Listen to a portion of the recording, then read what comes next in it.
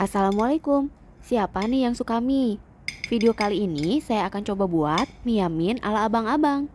Ada dua pilihan, mie yamin asin dan mie yamin manis. Tapi kali ini akan saya coba buat mie yamin versi asin. Ada satu bahan yang gak boleh kelewat dalam racikan bumbu mie-nya. Toppingnya yang komplit bikin mie yamin ini jadi tambah istimewa.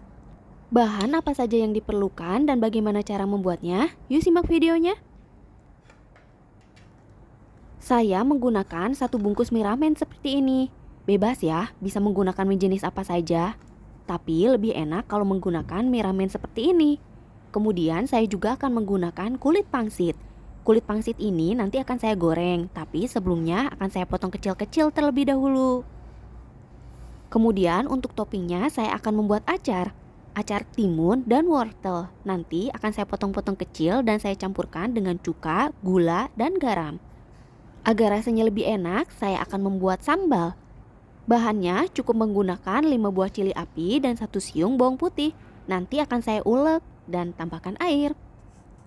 Selanjutnya, siapkan juga potongan seledri. Selain menambah rasa yang enak, seledri ini menambah warna yang cantik pada topping mie-nya. Kemudian saya juga akan menggunakan bawang goreng. Makanan kalau ditaburi dengan bawang goreng, menurut saya enaknya jadi berlipat-lipat deh. Selanjutnya saya menggunakan 400 gram ayam tanpa tulang. Kulitnya juga sudah saya pisahkan ya. Jadi nanti kulitnya akan saya buat menjadi minyak bawang. Tuh, kulitnya saya pisahkan seperti ini. Siapkan juga 2 siung bawang putih dan seiris jahe untuk bumbu ayamnya nanti. Kemudian siapkan juga 4 siung bawang putih untuk pembuatan minyak bawangnya. Semua bahan ini sisihkan terlebih dahulu. Sebelum diolah selanjutnya, jangan lupa tambahkan jeruk nipis pada ayam dan kulit ayamnya. Hal ini bertujuan agar aroma amis pada ayamnya sedikit berkurang. Jangan lupa diratakan dan diamkan dulu beberapa saat sebelum diolah kembali. Topping ayamnya ini membuat mie-nya jadi lebih istimewa loh. Kalau buat sendiri, potongan ayamnya bisa disesuaikan. Saya potong kotak-kotak kecil seperti ini, jadi tidak terlalu besar atau tidak terlalu kecil. Ini saya sisihkan terlebih dahulu dan berikut rangkuman bahan-bahannya.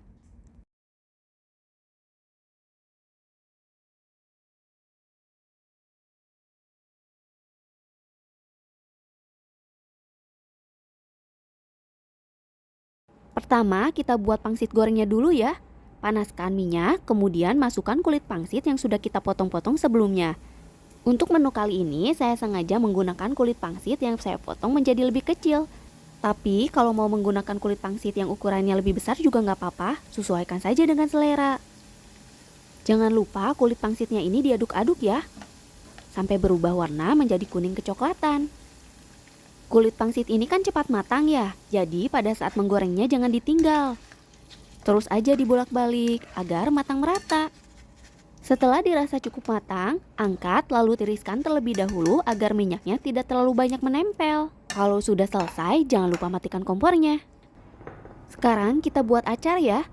Saya potong-potong kotak kecil wortelnya. Saya potong menjadi 2 bagian dulu seperti ini. Kemudian saya potong memanjang. Setelah itu baru deh dipotong menjadi kotak-kotak kecil. Ini sih selera saja, mau dipotong kotak kecil ataupun memanjang seperti ini. Nah, saya kan hanya menggunakan 2 bahan ya, wortel dengan timun.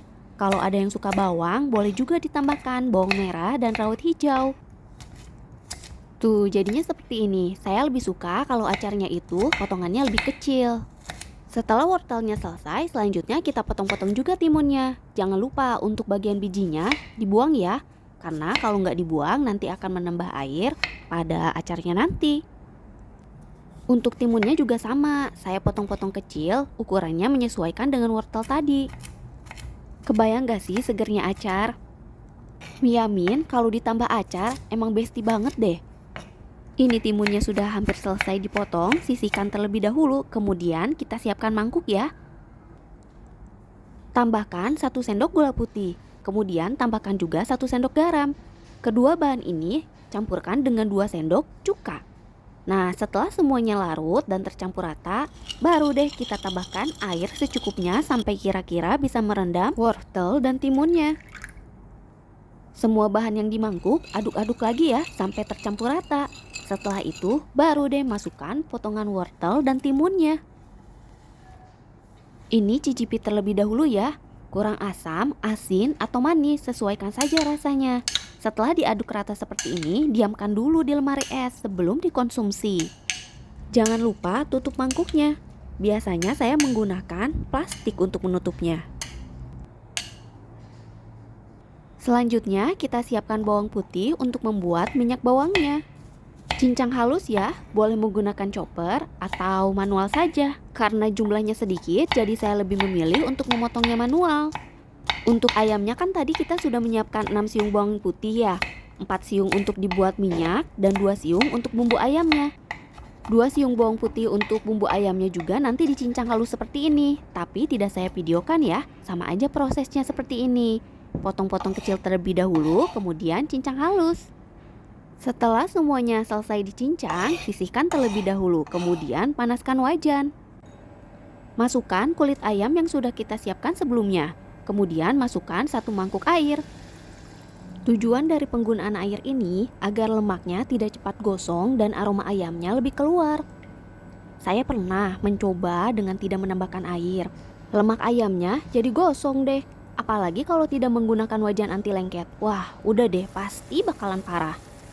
Ini dimasak terus ya, boleh sesekali diaduk. Pokoknya masak terus sampai airnya ini asat. Nah, setelah airnya asat, baru deh kita tambahkan minyak.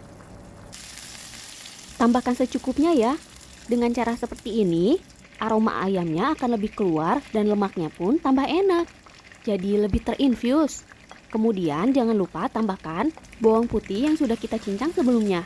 Masak semua sampai bawang putihnya ini matang dan berubah warna menjadi kuning kecoklatan. Ini jangan ditinggal karena bawang putih kan cepat gosong ya.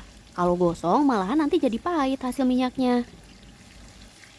Minyak bawang ini selain dibuat untuk racikan bumbu mie-nya nanti, bisa juga loh dijadikan sebagai minyak tumisan untuk membuat capcay, nasi goreng. Pasti masakannya jadi lebih wangi dan enak.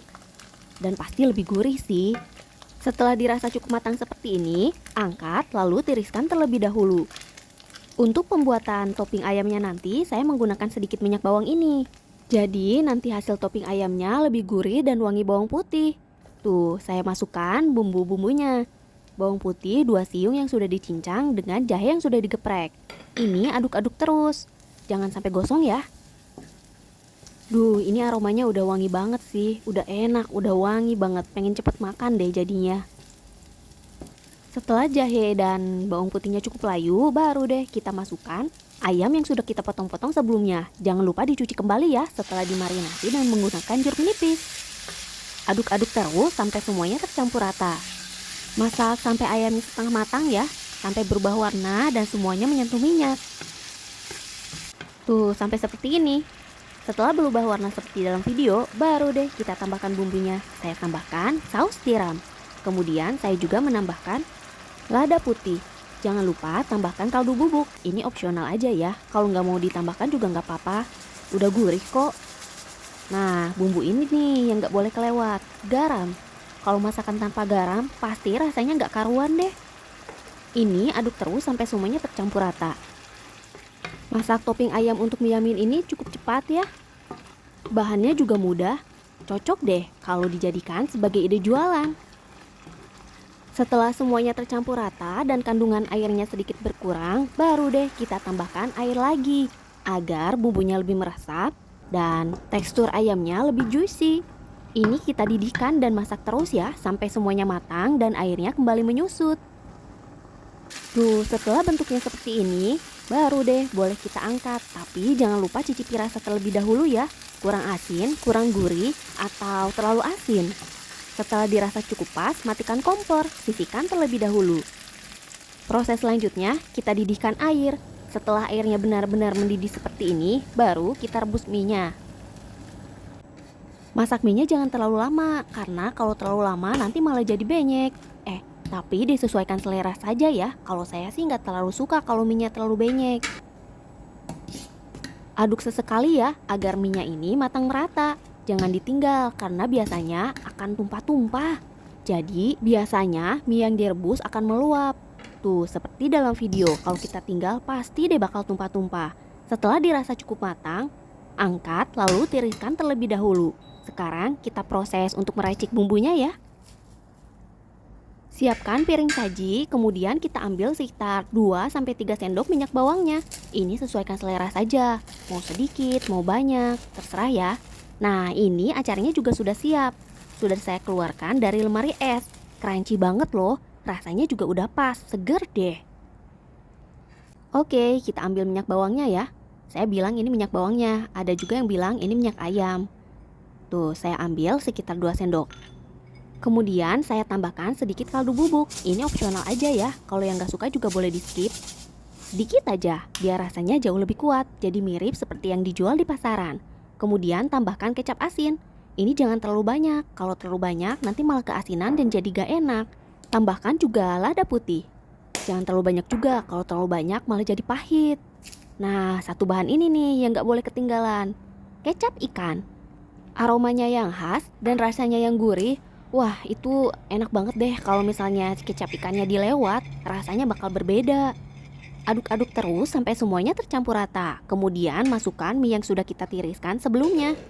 Kalau yang suka yamin manis, penggunaan kecap asinnya bisa dikurangi. Kemudian semua bahan tadi yang sudah kita racik tinggal tambahkan kecap manis. Rasanya juga sama-sama enak loh. Nah, ini saya tambahkan mie-nya. Aduk-aduk sampai semuanya tercampur rata. Saya gunakan sumpit seperti ini. Kebayang gak sih gurihnya? Ada kecap ikan, ada minyak bawang. Saya waktu ngedit video ini jadi pengen bikin lagi deh, karena kebayang gurih dan enaknya tuh kayak apa. Nah, setelah tercampur rata seperti ini, saya rapikan dengan cara memutar mie-nya dengan menggunakan sumpit. Jadi nanti mie-nya itu kumpul di tengah-tengah. Tuh, seperti dalam video, tapi ini opsional aja ya. Saya memutarnya seperti dalam video agar nanti tampilannya lebih menarik dan jadi lebih rapi. Nah, sekarang baru kita tambahkan bawang goreng. Salah satu topping yang wajib ada selain seledri. Kalau nggak suka seledri bisa juga ya diganti dengan daun bawang. Potongan daun bawang juga enak kok. Tapi kalau saya lebih suka seledri, rasanya lebih pas kalau disandingkan dengan bawang goreng. Nah, ini nih yang bikin spesial topping ayamnya. Kalau buat sendiri, topping ayamnya bisa ditambahkan sesuka hati. Kalau topping ayamnya masih ada sisa banyak, bisa juga ya dijadikan sebagai campuran nasi goreng, capcay, atau bumbu masakan lainnya. Sekarang tambahkan pangsit gorengnya. Tuh, kalau bikin sendiri pangsit gorengnya juga bisa tambah seenaknya kan? Kemudian tambahkan juga acarnya. Ini bikin rasanya jauh lebih seimbang, rasanya yang gurih ditambah dengan segarnya acar. Buat yang suka pedas, jangan lupa tambahkan sambalnya. Mie yamin asinnya udah jadi. Gimana? Cukup mudah bukan untuk membuatnya? Ini cocok banget loh dijadikan sebagai ide jualan. Terima kasih ya yang sudah menonton. Jangan lupa recook. Bye.